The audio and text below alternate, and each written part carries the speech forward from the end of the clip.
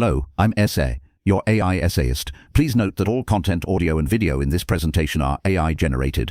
As AI can sometimes produce inaccuracies, I encourage you to verify any factual information presented. With that in mind, let's begin. The 1948 paper by Dennis Gabor, titled Microscopy by Reconstructed Wave Fronts, represents a singular moment in the history of optical physics. It is a work of immense conceptual power, presenting a solution to a problem by fundamentally redefining the nature of an image. This essay undertakes a rigorous academic evaluation of the internal claims, theoretical structures, and experimental assertions presented within this foundational document. Moving systematically through Gabor's exposition, the analysis will focus with surgical precision on the propositions he puts forth, examining their logical coherence, their methodological underpinnings, and the intellectual framework upon which they are built. The purpose is to dissect the work as it stood in 1948, understanding its profound insights and its inherent limitations through the lens of its own text, appreciating it as a feat of theoretical physics that carried the seeds of a technological revolution it could only partially foresee. The document itself is less a complete blueprint for a working device and more a declaration of a new physical principle, one whose full implications would require decades of subsequent innovation to unfold. This exploration will illuminate the genius contained within its compact reasoning and the specific challenges that Gabor himself identified, creating a comprehensive assessment of one of the 20th century's most elegant scientific proposals. Section 1. The foundational proposition for bypassing lens aberrations. The paper commences with a direct and ambitious objective to circumvent the limitations of electron lenses. Gabor identifies spherical aberration as the primary barrier preventing electron microscopy from achieving resolutions capable of imaging individual atoms. The core claim of this introductory section is that a two-step imaging process can overcome this physical obstacle. He proposes a method of photography that captures the complete optical information of an object, meaning both amplitude and phase, which can then be used in a subsequent optical reconstruction. This reconstruction stage, he posits, can utilize light optics to correct for the aberrations inherent in the initial electron-optical recording. This central idea constitutes a paradigm shift. Traditional imaging involves a single, continuous transformation of an object into an image via a lens system. Gabor's proposition decouples the process into two distinct physical operations: first, the recording of a wave front, and second, its subsequent decoding or reconstruction. The argument presented is one of elegant substitution. He suggests replacing the imperfect electron lens, which is difficult to correct, with a composite process involving an uncorrected electron lens followed by a correctable light optical system. The implicit assertion is that the information lost to aberration is recoverable if one thinks of the problem in terms of wave mechanics instead of geometric optics. The power of this opening claim resides in its intellectual audacity, framing the problem of physical lens defects as an informational challenge that can be solved by manipulating the wave field itself. He is effectively arguing for a method of computational imaging decades before the term existed, where the computation is performed not by a digital processor, but by physics of light propagation in a carefully controlled analog system. Section 2. The mathematical framework of wavefront reconstruction. Gabor proceeds to articulate the physical and mathematical basis for his two-step method. This section of the paper presents the theoretical heart of his invention, which he would later name holography. The core claim is that the phase information of a wave scattered by an object can be encoded into a measurable intensity pattern by interfering it with a known, coherent reference wave. The resulting interference pattern, when recorded on a photographic plate, contains the full information of the object wave. He outlines this with a clear, albeit simplified, mathematical model. He considers a coherent, monochromatic illuminating wave, which he describes as the background wave. When this wave interacts with an object, a secondary, scattered wave is produced. The total wave field at the photographic plate is the superposition, the complex sum, of this background wave and the scattered wave. The photographic plate being a physical detector, records the intensity, which is proportional to the squared modulus of the total complex amplitude. This mathematical operation, the squaring of the complex sum, is the linchpin of the entire concept. Gabor's analysis shows that the resulting intensity pattern contains several terms. One term is a uniform background intensity. Another term is related to the intensity of the scattered wave alone. Crucially, two other terms arise from the interference between the reference and object waves. One of these terms is directly proportional to the original complex amplitude of the object wave. The other is proportional to its complex conjugate. He calls the photographic record of this intensity pattern a hologram. The fundamental assertion here is that this physical record, this hologram, now serves as a complex diffraction grating. When this hologram is illuminated by a coherent light source and replicates the original reference wave, the transmitted wave will be modulated by the hologram's transmittance pattern. The physics of diffraction then naturally reconstructs the original object wave. The transmitted light,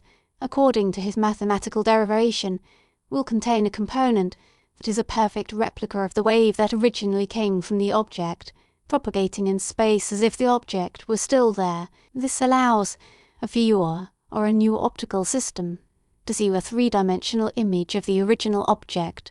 A sophisticated piece of intellectual abstraction is at play here. Gabor claims that a static, two-dimensional pattern of silver grains on a plate holds the dynamic, three-dimensional information of a light field, ready to be released by the application of the correct key, which is the reconstructing wave. His model, however, relies on the critical simplifying assumption that the intensity of the scattered wave is very small compared to the uniform background wave. This linearization is a common technique in physics to render a problem tractable, yet it contains the seeds of practical difficulties that Gabor himself will later acknowledge. The elegance of the mathematics presented a compelling, almost perfect, theoretical case for the principle of wavefront reconstruction, establishing a solid foundation for the claims that Section 3 optical demonstration and the birth of the hologram theoretical elegance requires empirical validation. Gabor thus moves from mathematical postulation to a description of an experimental proof of concept. The central claim of this section is that a principle of wavefront reconstruction can be demonstrated successfully using light optics as a direct analogue for the proposed electron-optical system. He details his experimental apparatus, which is of critical importance for evaluating the validity of his claims at the time. Lacking the highly coherent Lola, which would be invented more than a decade later, or create sufficient coherence from the tools available, he employed a high-pressure mercury arc lamp, filtered for a single spectral line, and passed through a pinhole of about 3 microns in diameter. This pinhole acts as a spatial filter, creating a reasonably coherent spherical wave front. The objects he used were microphotographs, small transparencies with printed text and diagrams. These objects were placed in the path of the diverging beam, and a photographic plate was positioned some distance behind them without any intervening lens. This lensless photography records the interference pattern. A hologram, the subsequent reconstruction, was achieved by placing the developed hologram back into a similar apparatus and illuminating it with the same filtered mercury light. By looking through the hologram, an observer could see a reconstructed image of the original micrograph, seemingly hanging in space. The paper asserts that these experiments were successful, producing recognizable reconstructions. The evaluation of this claim is nuanced. The success was in demonstrating the principle. The quality of the resulting images, by Gabor's own admission and by subsequent historical analysis, was poor. The limited coherence of the mercury arc lamp severely restricted the path length differences over which interference could be recorded, which in turn constrained the size and depth of the objects that could be imaged. Furthermore, the inline geometry, where the reference wave, object, and hologram are all on the same axis, created a fundamental problem. The reconstructed image was always viewed through a haze of unfocused light from other diffracted orders, a point he elaborates on in the next section. The claim of a successful demonstration is therefore accurate Within a specific context, it proved the physics of wavefront reconstruction worked. It did this by showing that an interference pattern, when illuminated, could regenerate a wavefront. The experiment was a triumph of principle over technological limitation, a testament to Gabor's experimental ingenuity in coaxing a profound new effect out of suboptimal equipment. Section 4 acknowledged artifacts and the twin image conundrum. An essential mark of scientific integrity is the clear articulation of a theory's or experiment's limitations. In this part of the paper, Gabor directly confronts the most significant flaw in his method as presented. The central claim here is an acknowledgement that the reconstruction process produces not one, but two images, which he called conjugate images. This is a direct consequence of the physics of the recording process, as his mathematical analysis showed. Recording only the intensity of the interference pattern discards absolute phase information. The squaring of the complex amplitude creates two terms containing the object information, one representing the original wave, with its phase factor represented as the exponential of the imaginary unit multiplied by the phase angle phi, and another representing its complex conjugate, with a phase factor of the exponential of the imaginary unit multiplied by the negative of the phase angle phi. Upon reconstruction, each of these terms generates an image. One is a virtual image, appearing at the original location of the object. The other is a real image, forming on the opposite side of the hologram, with its depth inverted. Because Gabor's proposed geometry is inline, with the reference beam passing through the object, these two images are inextricably coaxial. An observer looking at the desired virtual image will simultaneously see the out-of-focus,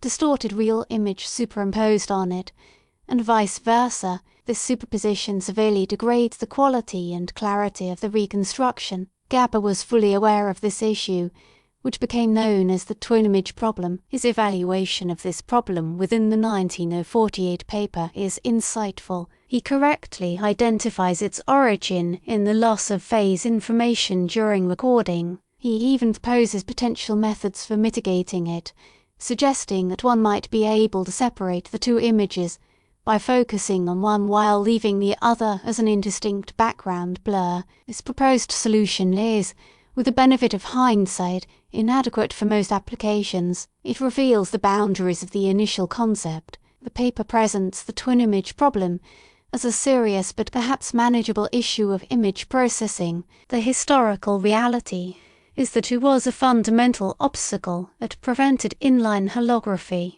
from becoming widely useful. The ultimate solution, developed over a decade later by Emmett Leaf and Juris Upernakes at the University of Michigan, involved introducing the reference beam at an angle to the object beam. This off-axis geometry spatially separates the two reconstructed images from each other and from the direct beam, allowing a clear view of the desired image. Gabor's 1948 claim is an honest and accurate diagnosis of the problem. Even if his proposed remedies were rudimentary, he pinpointed the core artifact of his own invention with admirable clarity. Section 5, the ultimate ambition and prescient vision. The paper concludes by returning to its original motivation, electron microscopy. Gabor's final arguments serve to project the demonstrated optical principle back onto its intended domain, claiming that wavefront reconstruction holds the key to achieving atomic resolution. He envisions a two-stage electron microscope. In the first stage, an electron gun illuminates a specimen, and the resulting interference pattern between the scattered electrons and the unscattered background is recorded on a photographic plate. This electron hologram would be, by necessity, unmagnified or only slightly magnified. In the second stage, this hologram would be placed in an optical analog computer, a light optical reconstruction apparatus. This optical system would use visible light, whose wavelength is about 100,000 times longer than the electron wavelength. This enormous change in wavelength would produce a correspondingly huge magnification, on the order of 100,000 times. This magnification, he argues, is purely a result of the scaling of the diffraction pattern with wavelength, and it would be free from the lens aberrations that plagued conventional electron microscopes. Furthermore, he claimed that the spherical aberration of the original electron lens, now massively scaled up in the optical reconstruction, could be corrected. This could be done by using a simple, complementary optical lens that has an equal and opposite spherical aberration. The claim is one of breathtaking ambition. He was proposing to see atomic structures by first recording an electron interference pattern and then using visible light to both magnify the image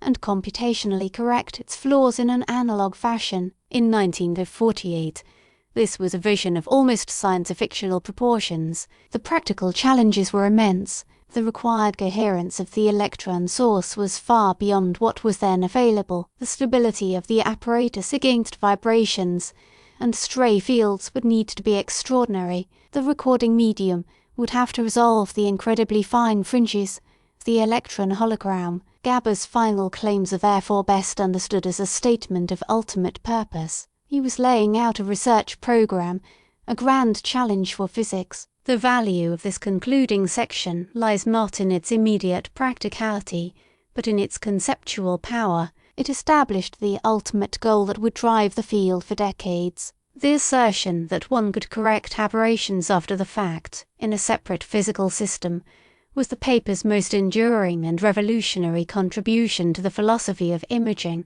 Conclusion in final evaluation.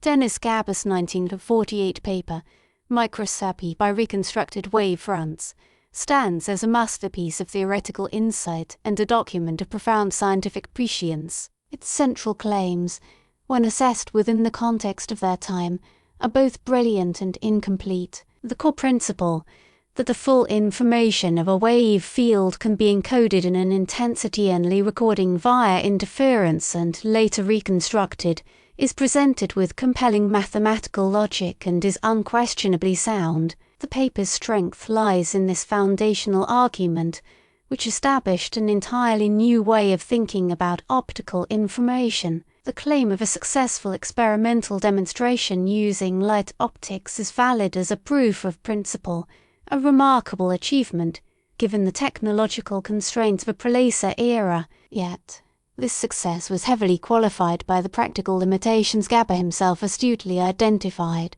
His honest and direct evaluation of the twin-image problem is a testament to his scientific rigor, correctly diagnosing the primary artifact that arose from the specific inline geometry he proposed. The paper's claims become more visionary and less grounded in immediate practice as it concludes with the grand ambition of aberration-free, atomic resolution electron microscopy. This final projection was less a description of a working instrument and more the articulation of a scientific quest. The ultimate significance of the work, therefore, is its function as a conceptual seed. It did provide a direct route to better electron microscopy in short term. Its true achievement was the introduction of a powerful new physical principle into the scientific lexicon. It laid the complete theoretical groundwork for holography, a field that would flourish only after the invention of the laser provided the key to unlocking the full potential of Gabor's two-step process. The paper is a classic example of a theoretical breakthrough preceding the technology required to fully exploit it, a work whose immense value is measured not by the perfection of its initial proposed application, but by the richness of the scientific and technological future it made possible. We really appreciate you tuning into this AI-powered presentation. Our goal is to push the boundaries of AI in content creation, and your input is invaluable. If there's a particular subject you'd like to see us tackle next, or if you have suggestions on how we could fine-tune our AI's creative prompts, please don't hesitate to leave your ideas in the comments section. We're excited to bring you more unique content very soon.